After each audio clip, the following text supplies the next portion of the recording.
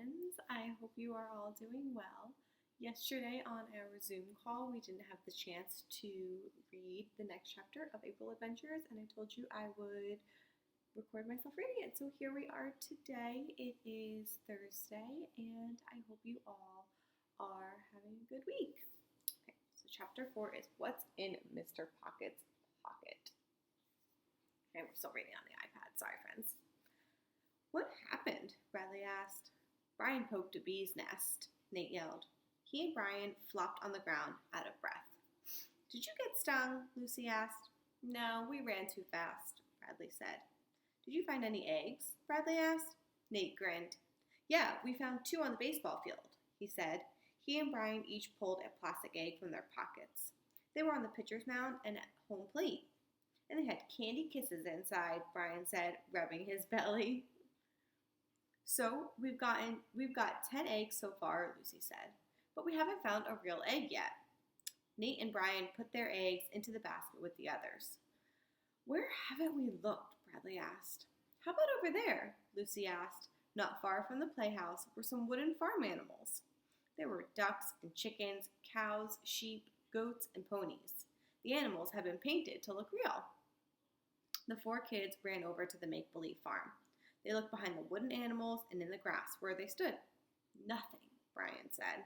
Wait, I see something, Bradley yelled. He looked inside a goat's mouth, and there was a plastic egg. This is number 11. Bradley found a cookie inside and ate it. Just zooming in on our picture. Love that we can do this, right? It's a little different. Those animals look cool.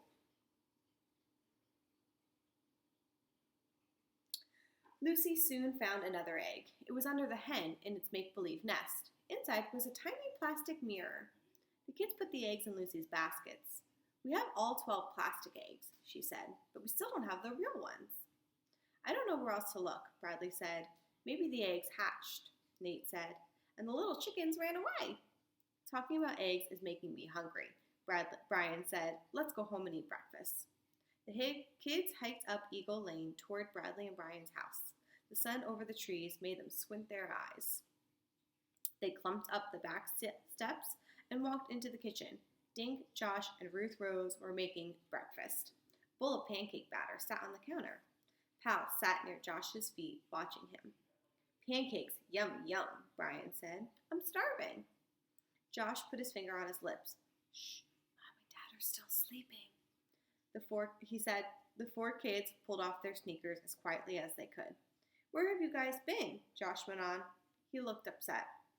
Searching for these, Lucy said. She set the egg basket on the table.